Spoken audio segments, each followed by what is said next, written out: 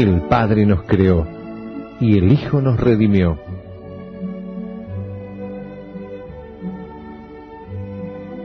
Conocer y amar a Dios exige el esfuerzo de la inteligencia y la rectitud del corazón. Teología para Todos, un curso de religión multimedia. En el nombre del Padre, del Hijo y del Espíritu Santo. Amén. Bienvenidos amigos a nuestro programa 38 de Teología para Todos. Y comenzaremos hoy el apasionante tema de la oración cristiana, de la oración de los hijos de Dios. Yo me considero un verdadero, no sé cómo calificarlo quizá, fanático del capítulo 4 del Catecismo de la Iglesia Católica, del Catecismo del Papa Juan Pablo II, del Catecismo del Concilio Vaticano II, que nos habla sobre la oración. La verdad que es una maravilla. Es una maravilla, me gusta más que el compendio, en el sentido de que es mucho más rico, evidentemente es mucho más largo también, ¿no? El compendio es compendio. Por eso hoy, arriesgando un poquito a que sea un poco más monótono el programa, pero yo quiero avanzar leyéndoles este extracto que he preparado del Catecismo de la Iglesia Católica, porque realmente las cosas que se dicen son preciosas. Y también quiere ser una invitación a que ustedes después puedan leerlo más despacio en su casa, ¿no? Y si no tiene el catecismo, bueno, puede ser el mejor propósito de este curso de Teología para Todos el adquirir el catecismo de la Iglesia Católica, porque realmente es un tesoro en la Iglesia. Pero antes de comenzar, entonces, quiero saludarla a Mónica y darle la bienvenida y agradecer su presencia. Mónica. Gracias, Padre Juan María, el gusto es todo mío. Bueno, entonces vamos a leer entre los dos, para que no sea tan monótono, estos textos que son tan lindos. Voy a comentar, pero voy a tratar de hacer breves los comentarios, porque el tema es extenso. Pues en primer lugar, el catecismo se pregunta, bueno, ¿qué es la oración, no? Y recoge justamente un texto de Santa Teresita, del Niño Jesús, que nos dice, Mónica: es un impulso del corazón, una sencilla mirada lanzada hacia el cielo, un grito de reconocimiento y de amor, tanto desde dentro de la prueba como desde dentro de la alegría. Nos dice Santa Teresita, y San Juan Damasceno, hablándonos de la oración, nos dice, o dice el catecismo, que la oración es la elevación del alma a Dios o la petición a Dios de bienes convenientes. San Agustín también define la oración con una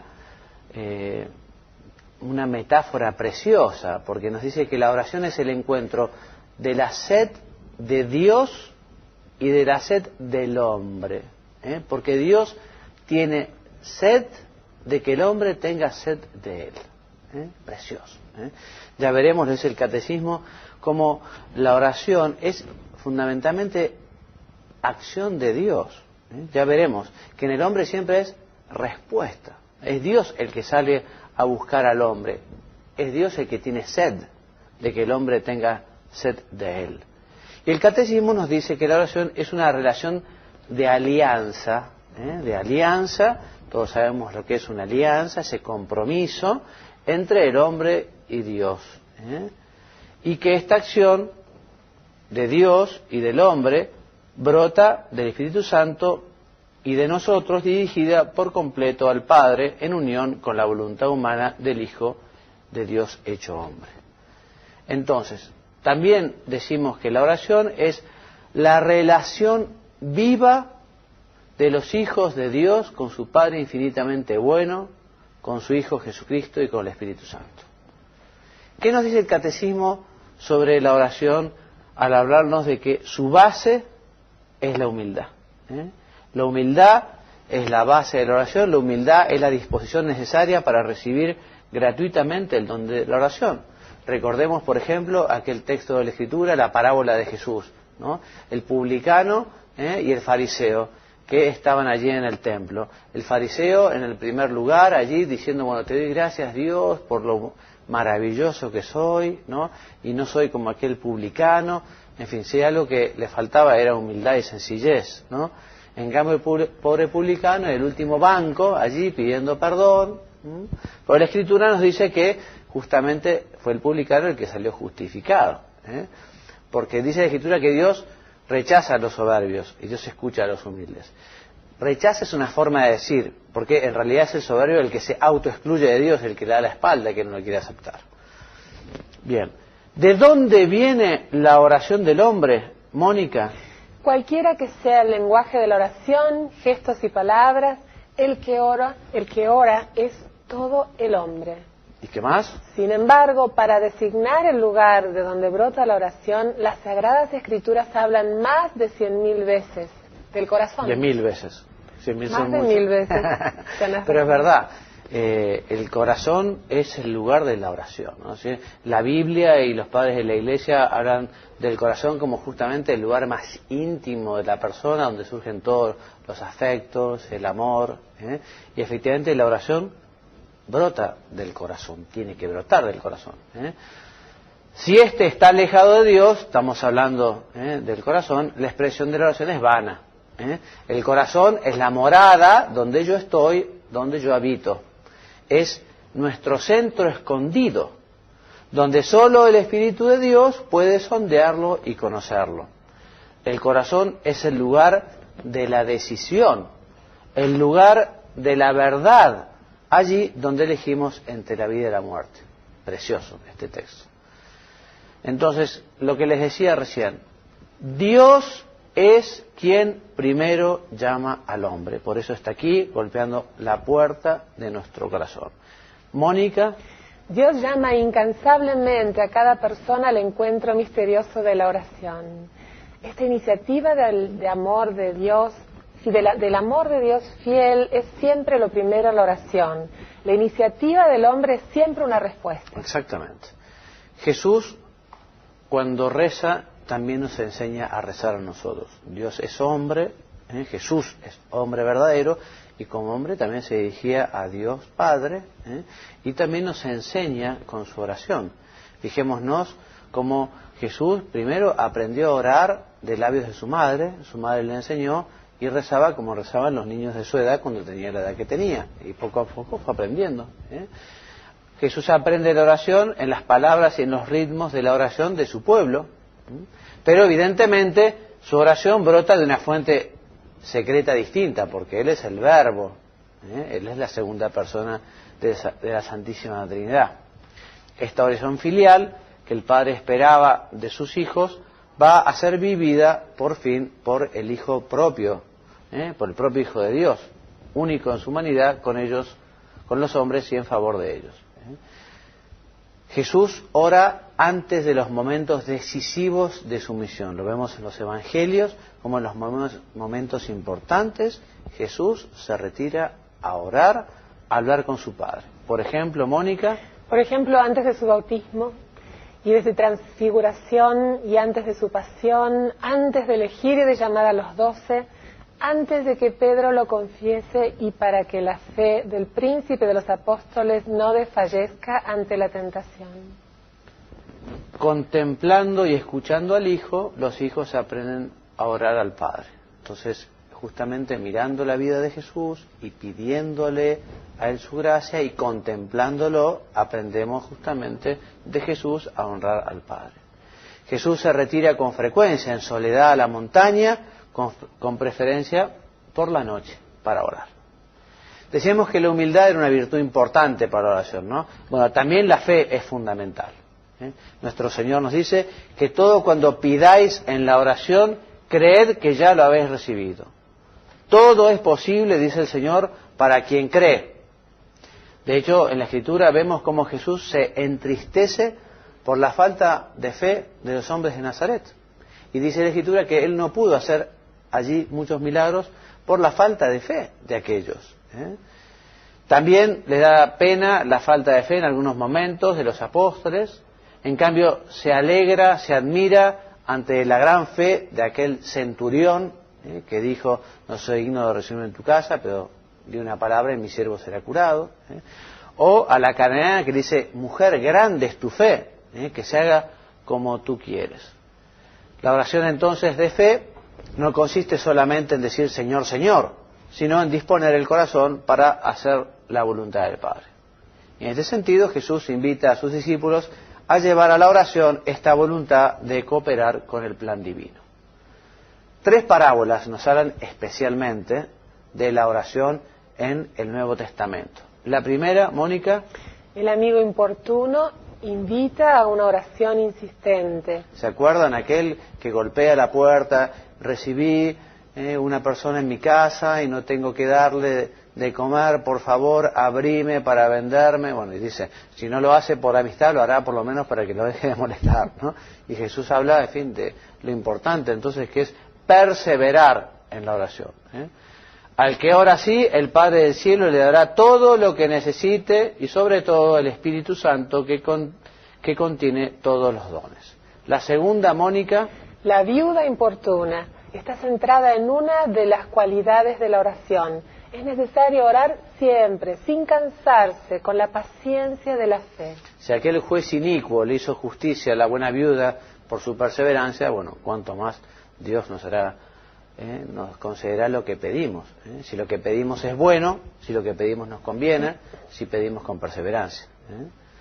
Y la tercera parábola, Mónica. El fariseo y el publicano. Se refiere a la humildad del corazón que ora.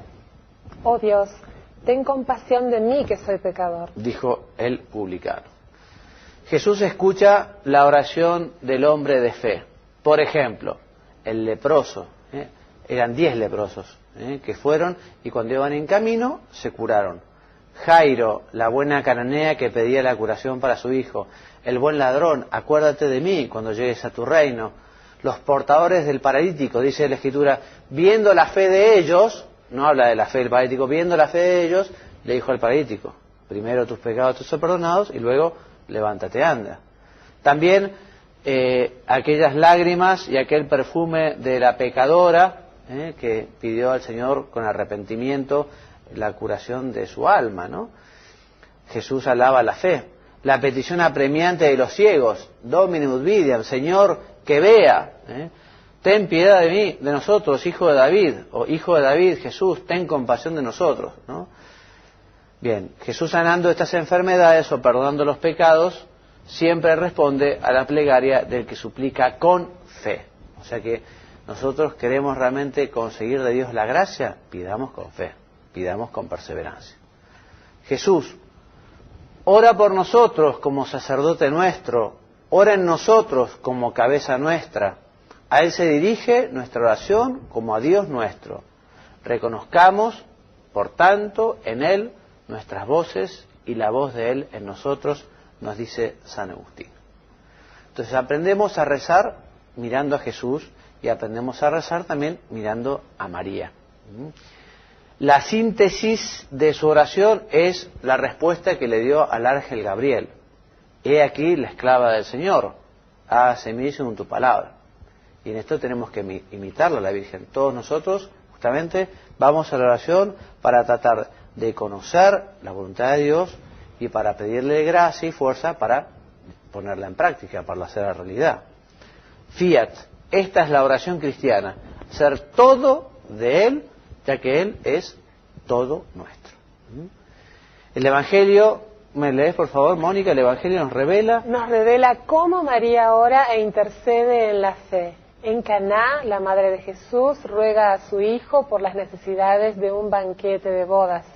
Al pie de la cruz, María es escuchada como la mujer, la nueva Eva, la verdadera madre de los que viven. El Magnificat es a la vez el cántico de la Madre de Dios y el de la Iglesia. Así que acudamos a la Virgen también para que nos enseñe a rezar, para tener un corazón como el suyo, cerca del de Jesús. El Espíritu Santo enseña a la Iglesia y recuerda todo lo que Jesús dijo. Ya lo dijo el Señor, es necesario que yo me vaya para que venga el Espíritu, y el Espíritu justamente nos enseña. El Espíritu Santo educa en la vida de oración, suscitando la bendición, la petición, la intercesión, la acción de gracias y la alabanza. O sea, el Espíritu Santo tiene la labor o la obra de la santificación, y no existe santidad sin oración. Por eso es el Espíritu Santo también que nos enseña también estas formas de orar, que vamos a hablar un poquito de cada uno, explicar. Y te pedía, Mónica, que me leas qué es la oración. La adoración es la primera actitud del hombre que se reconoce criatura ante su Creador. Somos criaturas, Dios es nuestro Creador, somos sus hijos, Dios es nuestro Padre, y tenemos que manifestarlo externamente, privada y públicamente. La adoración entonces exalta la grandeza del Señor que nos ha hecho y la omnipotencia del Salvador que nos libra del mal. La adoración, Mónica, de Dios, 3 veces santo y soberanamente amable, nos llena de humildad y da seguridad a nuestras súplicas. Entonces adoremos al Señor. Este es el fin principal de toda oración. También la Santa Misa. La Santa Misa, el fin principal es la adoración, el rendirle a Dios el culto que se merece. Otro tipo de oración es la oración de bendición, que es la respuesta del hombre a los dones de Dios, porque Dios bendice. Y el corazón del hombre puede bendecir a su vez aquel que es la fuente de toda bendición. Cuando nosotros pedimos la bendición, ¿no?, justamente estamos reconociendo a Dios como nuestro Padre, que nos cuida, que nos quiere, y también nosotros, cuando hacemos las buenas obras, las presentamos a Dios como una ofrenda de bendición. ¿Qué es la oración de petición, Mónica? La oración de petición muestra la conciencia de nuestra relación con Dios. Por ser criaturas, no somos ni nuestro propio origen, ni dueños de nuestras adversidades, ni nuestro fin último. O sea que nosotros también estamos llamados a pedir, ¿no? Dios le gusta que pidamos. Uno dice, bueno, pero si Dios sabe todo, es verdad, Dios sabe todo, pero Dios quiere que le pidamos, y Dios quiere que pidamos con fe, con humildad, con perseverancia, insistiendo, y pedir cosas para uno, pedir cosas para los demás, pedir cosas, no sé, materiales, pedir cosas espirituales, que importante, pedir por nuestros fieles difuntos, pedir por la Iglesia, pedir por el Papa, pedir por la familia, pedir por los amigos, pedir por el país. Hay tantas cosas por las que pedir. Recordemos que a veces Dios nos da los dones porque no se los pedimos. Así nos lo manifestó la Virgen en su advocación de la medalla milagrosa en la Rue du Bac, ¿no?, cuando la vidente vio que había dedos donde no salían esos rayos, esas potencias, esas gracias, y la Virgen le dijo que eran las gracias que la gente no le pedía. Por eso pidamos nosotros, con humildad, con fe, con perseverancia. Hay una jerarquía en las peticiones. Primero el reino, evidentemente, poder alcanzar la bienaventuranza eterna. A continuación lo que es necesario para acogerlo y para cooperar a su venida. Cuando se participa en el amor salvador de Dios, se comprende que toda necesidad puede convertirse en objeto de petición. Muy bien. Y otro tipo de oración muy importante es el reconocimiento justamente de nuestra indignidad, de nuestros errores, de nuestros pecados, y por eso nosotros pedimos perdón.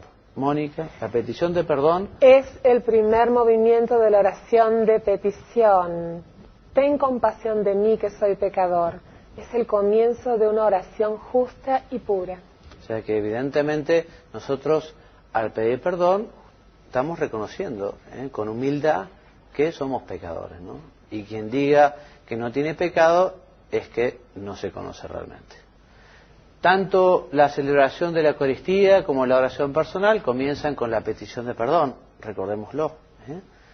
¿Y qué es la oración de intercesión, Mónica? Es una oración de petición que nos conforma muy de cerca con la oración de Jesús.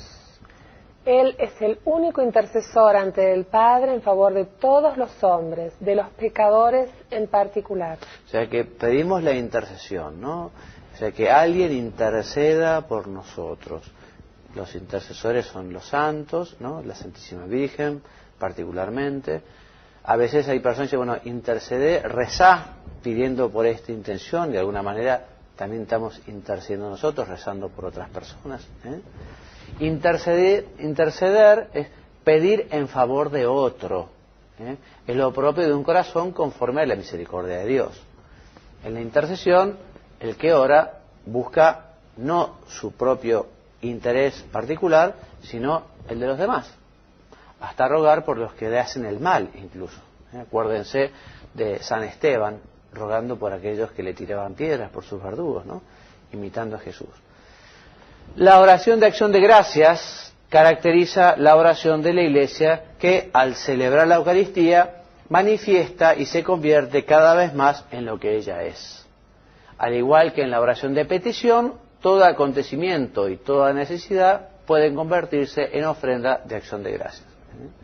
Qué importante dar gracias, ¿no? Ya lo dice el dicho aquel, es de bien nacidos ser agradecidos. Y ya lo decía también aquel español con no mucha teología, pero una gran verdad, que el peor de los pecados es la ingratitud. Pero también teológicamente lo podríamos analizar, porque efectivamente ser ingratos con Dios es muy triste. Agradecer. Estamos más acostumbrados a pedir que a agradecer. Hagamos nuestra lista de peticiones, pero también hagamos nuestra lista de agradecimientos. Y la alabanza, Mónica. La alabanza es la forma de orar que reconoce de la manera más directa que Dios es Dios. Le canta por Él mismo, le da gloria no por lo que hace, sino por lo que Él es. Muy bien, alabar.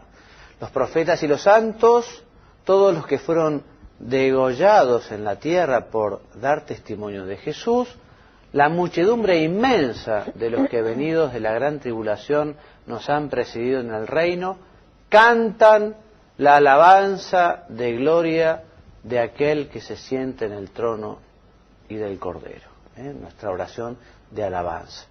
En comunión con ellos, toda la Iglesia y cada uno de nosotros también cantamos estos cánticos de alabanza. La oración, nos dice el Catecismo con una frase muy verdadera, no se reduce al brote espontáneo de un impulso interior, porque la oración es combate, es lucha, es esfuerzo, es trabajo. No vale, sino yo rezo solo cuando lo siento, porque sentir así unos deseos enormes de rezar algunas veces, pero no mucho. La oración es esfuerzo. Por eso, para orar es necesario querer orar y es necesario también aprender a orar. ¿Y cuáles son las fuentes de la oración? Bueno, por un lado, el Espíritu Santo, agua viva, nos enseña a recogerla en las fuentes de Cristo. También en la vida cristiana hay manantiales donde Cristo nos espera para darnos a beber el Espíritu Santo. Qué buen lugar para ir a beber del amor de Dios, la Sagrada Escritura, la Biblia, la Palabra de Dios. Nos dice Guido el Cartujano, buscad leyendo y encontraréis meditando, llamad orando y se os abrirá la contemplación. También podemos rezar con la liturgia de las horas, la liturgia de la Iglesia, que anuncia y actualiza y comunica el misterio de la salvación. Podemos meditar con las virtudes teologales, que bueno, meditar y profundizar en el conocimiento de esa relación de fe, de esperanza, de caridad. Te pediría, Mónica, que leyeras por favor esta placa. Las virtudes teologales. Se entra en oración como se entra en la liturgia, por la puerta estrecha de la fe. El Espíritu Santo nos enseña a celebrar la liturgia esperando el retorno de Cristo. Nos educa para orar en la esperanza. La esperanza no falla, porque el amor de Dios ha sido derramado en nuestros corazones por el Espíritu Santo que nos ha sido dado. Muy bien. Y nos dice San Juan María Beney, el amor es la fuente de la oración. Quien bebe de ella alcanza la cumbre de la oración. Y a partir de ahora, el texto del santo. Te amo, Dios mío, y mi único deseo es amarte hasta el último suspiro de mi vida.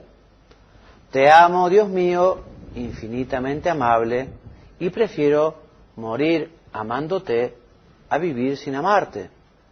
Te amo, Señor, y la única gracia que te pido es amarte eternamente.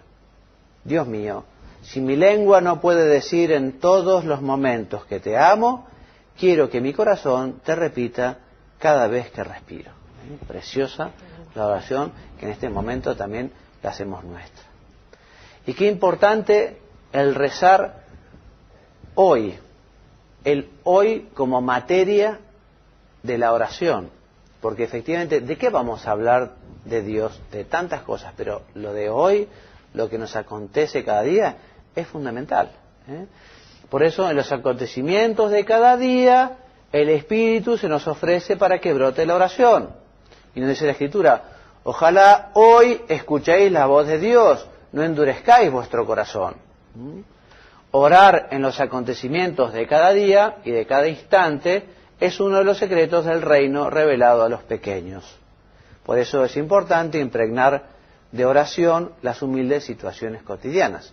Decía Santa Teresa que en el puchero, en la cocina, también está Dios, porque efectivamente Dios está en todas partes y nos acompaña continuamente. Y tenemos que fomentar esa presencia de Dios, tenemos que aspirar a ser contemplativos. Pero para eso, como veremos un poquito más adelante, porque seguiremos hablando en nuestro próximo programa sobre la oración. Estamos desarrollando los contenidos fundamentales de este cuarto capítulo, cuarta parte del catecismo. Y creo que vamos a ver hasta aquí nomás, o una placa más, y ya vamos a seguir la semana que viene. Y la semana que viene les contaré que efectivamente dice el catecismo que no es que uno hace oración cuando tiene tiempo, sino que se hace el tiempo para rezar. Efectivamente, para poder ser contemplativos, para poder santificarnos, tenemos que hacer almas de oración. Tenemos que dedicarnos a hablar con el Señor, todos los días. Por eso vamos a hablar de la oración al Padre, de la oración al Hijo, de la oración al Espíritu Santo, pero esto lo vamos a dejar para la semana que viene. Yo les agradezco la compañía, espero que les haya sido de utilidad todo lo que hemos ido diciendo. Ha sido un poco rápido la dinámica, pero bueno, de hecho tratábamos de presentar estos temas fundamentales del catecismo e invitarlos a ustedes a que después lo lean despacio y lo reflexionen en sus casas, porque realmente es un material maravilloso que tenemos que agradecer al Papa y a los obispos. Bueno, Mónica, muchas gracias entonces por tu presencia hoy.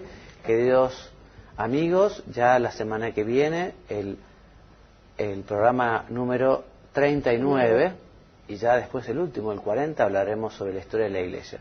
Si quieren ver cómo continuamos hablando sobre la oración, los esperamos entonces la semana que viene. Que Dios los bendiga y los haga muy santos. Amén. Muchas gracias.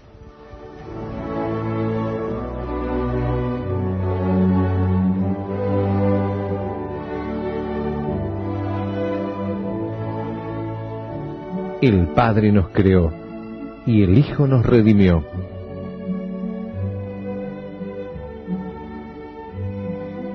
Conocer y amar a Dios exige el esfuerzo de la inteligencia y la rectitud del corazón.